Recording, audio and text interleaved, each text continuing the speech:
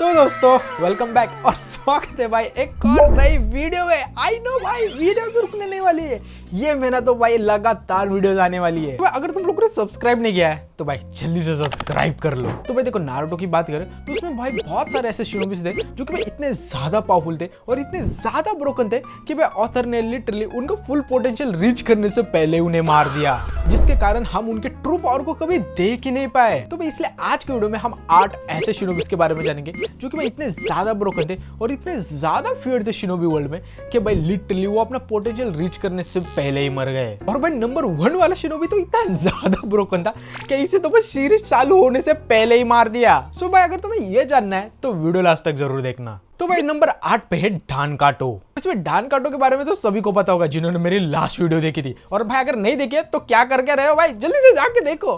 वैसे अगर मैं सिंपल में बता दूं तो डान काटो अपना सुनाडे का बॉयफ्रेंड था, पर इसके अलावा वो literally one of the most powerful shinobi था नारुतो में। और भाई अगर हम बात करें डान काटो की पावर्स की तो भाई इसके पास लिटरली हैक्स एबिलिटी थी, ऐसी एबिलिटी जिसका कोई भी तोड़ नहीं है। Bye the name spirit transformation, जहां ये टेक्निक एक एस रैंक किंजुत्सु है जिसे ओरिजिनली टोबी रामा ने इन्वेंट किया था, एंड फिर बाद में जाके डान काटो ने इस टेक्निक को फुल्ली मास्टर कर दिया था और पहले से और भी ज्यादा बेहतर बना दिया था। वेल देखो इस जुत्सु में होता ऐसा है कि डान अपने इस टेक्निक का यूज करके अपने सोल को अपने बॉडी से अलग कर सकता है एंड किसी भी पर्सन को पोजेस कर सकता है, जिससे उसके पास उस बॉडी का फुल कंट्रोल मिल जाएगा। आई नो अभी तुम लोग थोड़ा गंदा गंदा सोच रहे होगे, पर भाई ऐसा भी कर सकता है वो चाहे तो, पर वो करता नहीं है मोस्टली। और भाई ये टेक्निक इतनी ज्यादा डेडली थी कि डान काटो ने खुद 4th ग्रेड निंजा वॉर में बोला था कि उसने भाई कई सैकड़ों लोगों को इस टेक्निक का यूज करके मार दिया था। और भाई ये चीज इसलिए भी इतनी ज्यादा ब्रोकन थी क्योंकि भाई एक बार अगर डान काटो ने तुम्हारी बॉडी का कंट्रोल ले लिया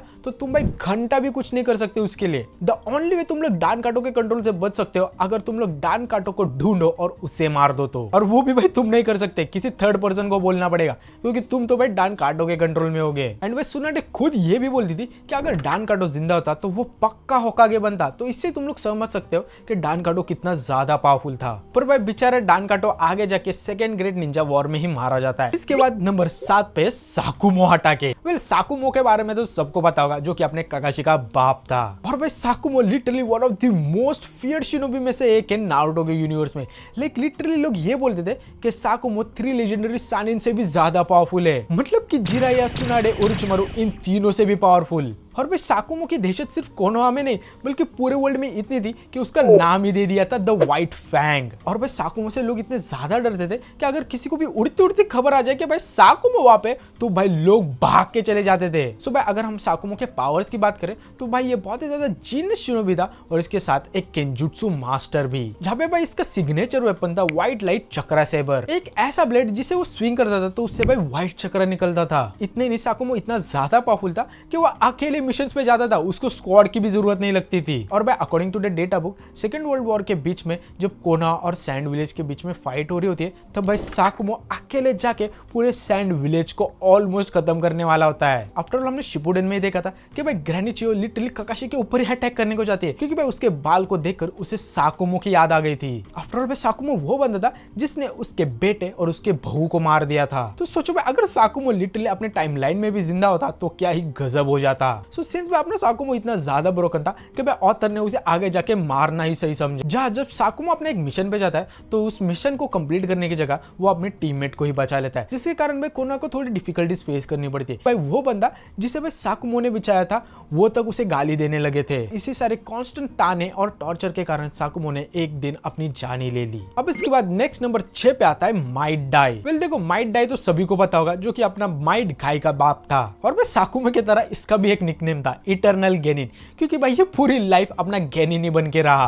पर स्टिल भाई हंसना मत, क्योंकि भाई भले अपना माइट डाई एक इटर्नल गेनिन बन के रहा पर भाई ये कोनोहा का हिस्ट्री का एक ऐसा शिनोबी बना जिसने पूरी हिस्ट्री बदल दी, क्योंकि उसने वो करके दिखाया जो कि पूरे कोनोहा के हिस्ट्री में किसने नहीं किया। जब पे हम माइट डाई की बात करें तो भाई इसने खुद से इन्वेंट किया था उसकी एक स्पेशल टेक्निक जिसका नाम था 8 इनर गेट्स। ऐसी टेक्निक जहां पे शिनोबी अपने सारे 8 इनर गेट्स को ओपन कर सकता है और एक एक करके जो वो जितने ज्यादा गेट्स ओपन करेगा वो उतना ज्यादा पावरफुल बनेगा। ऊपर से बोलो मत माइट डाई वही बंदा है जिसने अपने बेटे माइट गाय को ये टेक्निक सिखाई थी, जिसकी वजह से भाई माइट गाय ने 4th ग्रेड निंजा वॉर में मादरा की भी बैंड बजा दी थी। और भाई माइट डाई की सबसे बड़ी फीट ये थी कि इसने 3rd grade shinobi world war में अकेले से the 7 Ninja swordsman of the mist से फाइट की थी, जिसमें जाबुजा, किसामे, मांगेत्सु ऐसे काइंड ऑफ शिनोबिस थे। जब पे भाई माइट गाई ने अपना 8 गेट ओपन करके 7 में से 4 स्वॉर्ड्समैन को मार दिया था। और इसके बाद फिर भाई हम सबको पता है कि जैसे ही कोई भी शिनोबी अपने 8 गेट को ओपन करता है तो वो भाई मारा जाता है। तो इसी की वजह से अपना माइट डाई भी मारा जाता है। सोचो भाई एक गेनिन जिसे भाई निंजुत्सु गेंजुत्सु कुछ भी नहीं आता था और लोग सब उसके ऊपर हंसते थे, उसने literally 7 Ninja swordsman of the mist में से 4 लोगों को मार दिया। इसी के कारण भाई ये one of the most fear shinobi में से एक है और शायद से इसलिए ऑथर ने माइट डाई को पहले ही मार दिया। अब इसके बाद नेक्स्ट नंबर 5 पे अपना द मोस्ट फियर्ड शिनोबी है, वो है शिशुई उचिहा। तो देखो भाई शिशुई की बात करें तो ये नो डाउट मेरा one of the most favourite उचिहा member है। और भाई इसकी कहानी लिटरली इतनी ज्यादा इंटरेस्टिंग है कि भाई इसकी स्टोरी हमें कुछ दिखाई भी नहीं गई, लेकिन भाई इसका इम्पैक्ट इतना ज्यादा बड़ा था कि लोग आज तक भाई शिशुई का नाम लेते हैं। लाइक ये इताची से भी बहुत ही ज्यादा बड़ा वाला प्रोडिजी था। जहाँ पे हम शिशुई के पावर्स की बात करें तो भाई इसके पास एक वाड्यू टेक्निक थी by the name body flicker, जिससे वो भाई तेज ऐसे भागता था, जिससे ऐसा लगता था कि उसके मल्टीपल इमेजेस बन गए। और भाई इस टेक्निक के कारण शिशुई इतना ज्यादा फियर था बाकी के शिनोबिस के बीच में कि उसका नाम ही पड़ गया था शिशुई ऑफ द बॉडी फ्लिकर। और भाई शिशुई के ये आफ्टर इमेज भी लोगों के ऊपर फिजिकली अटैक कर सकते थे। इसके साथ साथ जो सबसे ब्रोकन टेक्निक थी शिशुई की वो थी उसकी कोटो अमात्सु कामी की टेक्निक, जहाँ पे वो अपने गिंजुत्सु का यूज करके लिटरली किसी को भी अपने कंट्रोल में ले सकता है बिना उन्हें पता लगे। आफ्टर भाई इसी टेक्निक का यूज करके शिशुई अपने सारे उचिहा मेंबर्स के माइंड को मैनिपुलेट करने वाला था और कूप डेटाट को रोकने वाला था। पर तभी भाई ये साला डांजो पाउटे वहां पे आ गया और उसने भाई शिशुई की आंखें चुरा ली। इसके कारण भाई शिशुई इतना ज्यादा डीमोटिवेटेड हो गया कि भाई उसने सुसाइड ही कर ली। और भाई इसके वजह से हमने एक one of the most broken character को ही खो दिया। पर सोचो अगर शिशुई जैसा कैरेक्टर अपना नारुतो में जिंदा होता तो भाई स्टोरी क्या ही खतरनाक होती। लाइक बंदे का सुसानो अगर तुम्हें याद हो तो भाई वो भी बहुत ही ज्यादा क्रेजी था। इसके बाद नंबर 4 पे आता है मू द थर्ड सुचिकागे। वैसे देखो मू तो ऑलमोस्ट सभी को याद ही होगा, जिसे हमने 4th ग्रेड निंजा वॉर में देखा था, जहाँ पे भाई ये बंदा यूज करता है पार्टिकल रिलीज। और ये वही बंदा है जिसने अपने ओनो की चाचा को ये सिखाया था। और भाई पता है मू का भी एक निकनेम था bye the name the non person, क्योंकि भाई ये इतना ज्यादा परफेक्टली अपने चक्र को हाइड कर पाता था और इनविजिबल हो पाता था कि लिटरली इसे कोई भी डिटेक्ट नहीं कर सकता। भाई देखो अगर मैं मू के पावर्स की बात करूं तो ऑफकोर्स ये यूज करता है डस्ट रिलीज, जिससे वो वेरियस शेप्स को बना सकता है। और अगर तुम लोग इस शेप के अंदर फंस गए तो भाई तुम लोग एटॉमिक लेवल तक डिसइंटीग्रेट हो जाओगे। और इसी के कारण भाई मू लिटरली बहुत ही ज्यादा फियर था पूरे शिनोबी वर्ल्ड में। लाइक सोचो भाई ये बंदा डस्ट रिलीज यूज कर सकता है, इनविजिबल हो सकता है, हवा में उड़ सकता है और लिटरली अगर तुम इसे मारो तो ये अपना क्लोन भी बना सकता है। पर स्टिल भाई ऐसा खतरनाक और ब्रोकन कैरेक्टर होने के बावजूद भी मू अपना बहुत ही ज्यादा जल्दी मर गया, जिसके कारण हमने इसके कभी ट्रू पोटेंशियल को देखा ही नहीं। अब भाई फाइनली बात करते हैं अपने टॉप 3 शिनोबिस की, जो कि भाई इतने ज्यादा फियर थे जिन्होंने अपने पोटेंशियल कभी भी रीच नहीं किया, जिसमें नंबर 3 पे आता है अपना इताची उचिहा। वेल भाई इताची के बारे में तो सभी को पता है और भाई ये इतना ज्यादा बड़ा प्रोडिजी था अपने कोनोहा में कि इसने 7 साल की उम्र में एकेडमी ग्रेजुएट की थी। उसके बाद 8 साल की उम्र में अपना शारिंगन अनलॉक किया था, 11 साल की उम्र में अपने हानबू का कैप्टन बन गया था और 13 साल की उम्र में अपने पूरे क्लैन को ही वाइप आउट कर दिया था। लेकिन तुम लोग सोच रहे हो कि इताची की ग्रोथ कितनी ज्यादा मैसिव थी। लेकिन इताची जब लिटरली 5 साल का था तब उसने फुगाकू को फर्स्ट टाइम फायरबॉल जुट्सु यूज करते हुए देखा था और उसे देखते ही उसने फर्स्ट ग्लैंस में सेम साइज का फायरबॉल जुट्सु क्रिएट कर लिया था। इससे तुम लोग समझ सकते हो कि इताची इतनी सी एज में कितना ज्यादा पावरफुल था। और भाई अगर हम बात करें इताची के पावर्स की तो इसके पास बहुत ही ज्यादा ब्रोकन पावर्स थी, जहाँ पे भाई उसके पास था मांगेक्यो शारिगन, जहाँ पे वो अपने लेफ्ट मांगेक्यो शारिगन से अमतेरासु यूज कर सकता था और अपने राइट से सुकियोमी। इताची के पास one of the most powerful Susanoo था पूरे शिनोबी वर्ल्ड में, जहाँ पे उसके सुसानो के पास था टोत्सु का ब्लेड और याटा मिरर। और भाई ये लिटरली हैक्स वेपन है। और सिंस भाई इताची अपना एक जीनियस था, एक एक्सेप्शनल स्ट्रॉन्ग शिनोबी था, इसके साथ साथ उसके पास बहुत ही ज्यादा ब्रोकन एबिलिटीज थे। शायद से इसी के वजह से ऑथर ने उसे जल्दी मारना ही सही समझा, जहाँ पे भाई उसने इताची को एक इलनेस दे दी जिसके कारण वो धीरे धीरे करके मर ही गया। और इसी के कारण भाई इताची ने कभी अपना ट्रू पोटेंशियल अचीव ही नहीं किया और ना ही हमने कभी उसके ट्रू पोटेंशियल को देखा। अब इसके बाद नंबर 2 के शिनोबी की बात करते हैं, जो कि है अपना मिनाटो नामिकाजे। वेल भाई मिनाटो की बात करें तो ये no doubt one of the most या फिर I think so the most feared shinobi में से एक है पूरे नारुतो यूनिवर्स में, जहाँ पे भाई इसे फेमसली बुलाते थे the yellow flash of the hidden leaf. और भाई मिनाटो की दहशत इतनी ज्यादा थी शिनोबी वर्ल्ड में कि भाई अगर किसी को भी पता चल जाए कि उनका मुकाबला मिनाटो के साथ होने वाला है तो वो भाई पतली गली पकड़कर पहले भागते थे, क्योंकि भाई उन्हें भी पता है कि मिनाटो सेकंड्स में उनके यहाँ टेलीपोर्ट होके उनको पीछे से पेल सकता है। और अगर हम बात करें मिनाटो के पावर्स की तो भाई मुझे आई थिंक सो इसे एक्सप्लेन करने की भी जरूरत नहीं है, क्योंकि सभी को ही पता होगा।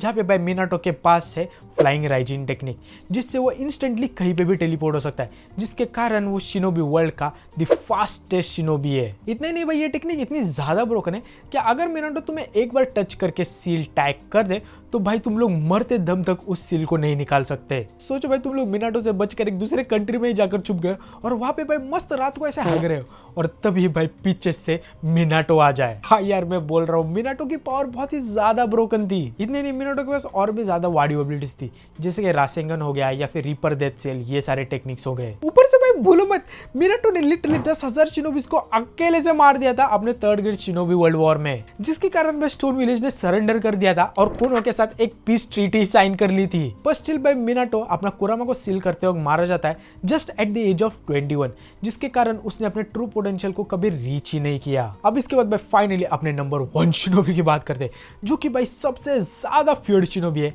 जिसका भाई हमने फुल पोटेंशियल कभी देखा ही नहीं, जिसका नाम है आशिना उजुमाकी। आशिना के बारे में बहुत लोगों को पता नहीं होगा, पर भाई ये ओशियागुरे विलेज में रहता था और ये अपने उजुमाकी क्लैन का लीडर था। और भाई हम सबको पता है कि उजुमाकी क्लैन कितनी ज्यादा पावरफुल थी। लाइक उनके पास इमेंस चक्र होता था, ये हीलिंग टेक्निक्स यूज कर सकते थे, सीलिंग टेक्निक यूज कर सकते थे एंड वेरियस शिनिगामिस को भी समन कर सकते थे। तो भाई सोचो भाई ऐसे क्लैन का लीडर कितना ज्यादा पावरफुल होगा। और भाई ऐसा लिटरली था भी, जहाँ पे भाई आशिना उजुमाकी इतना ज्यादा पावरफुल था कि लोग बोलते थे कि भाई इसे हराने के लिए मादारा और हाशिरामा दोनों की ताकत लगेगी, और भाई अगर ये दोनों फाइट भी करेंगे आशिना से तो भी ये आशिना को हरा नहीं पाएंगे। आफ्टर ऑल भाई आशिना वो बंदा था जो कि भाई कुछ हैंड साइंस को यूज करके लिटरली एक टेल बीस्ट को कैप्चर कर पाता था। ऊपर से भाई उजुमाकी क्लैन स्पेशली आशिना की पावर देख के ही हाशिरामा ने उजुमाकी क्लैन के साथ दोस्ती की थी। सो भाई इससे तुम समझ सकते हो कि आशिना कितना ज्यादा पावरफुल एंड ब्रोकन कैरेक्टर था। ऊपर से भाई एक चीज तो बिल्कुल भी भूलो मत, लेकिन उजुमाकी क्लैन और आशिना को हराने के लिए सारे नेशन की पावर लगी थी, तब जाके वो उजुमाकी क्लैन को वाइप आउट कर पाए थे। तो भाई इससे तुम समझ सकते हो कि आशिना उजुमाकी कितना ज्यादा फियर्ड शिनोबी था पूरे वर्ल्ड में, जिसके कारण भाई सारे नेशन को एक साथ आने पड़ा था इसको हराने के लिए। तो सिंस भाई उजुमाकी क्लैन और आशिना को बहुत ही ज्यादा जल्दी खत्म कर दिया, जिसके कारण भाई हमने आशिना के ट्रू पोटेंशियल को कभी देखा ही नहीं। पर सोचो भाई अगर आशिना अपने करंट टाइमलाइन में जिंदा होता तो भाई साहब क्या ही हो जाता यार। लाइक भाई ये लिटरली सीलिंग जुत्सु का गॉड था, गॉड। सो भाई यही थे 8 ऐसे शिनोबी जो कि भाई पूरे शिनोबी वर्ल्ड में बहुत ही ज्यादा फियर्ड थे, जिन्होंने अपना ट्रू पोटेंशियल कभी रीच ही नहीं किया या फिर हमें कभी देखने को ही नहीं मिला। सो भाई आई होप सो तुम्हें ये वीडियो पसंद आई हो, और अगर आई हो तो ऑफ कोर्स भाई लाइक एंड सब्सक्राइब करो। और हाँ भाई तुम्हारे अकॉर्डिंग से द मोस्ट फियर्ड शिनोबी कौन सा था जिसने अपना ट्रू पोटेंशियल कभी रीच ही नहीं किया, ये मुझे कमेंट सेक्शन में जरूर बताना। 気に倒しこの空気の味 I love it so much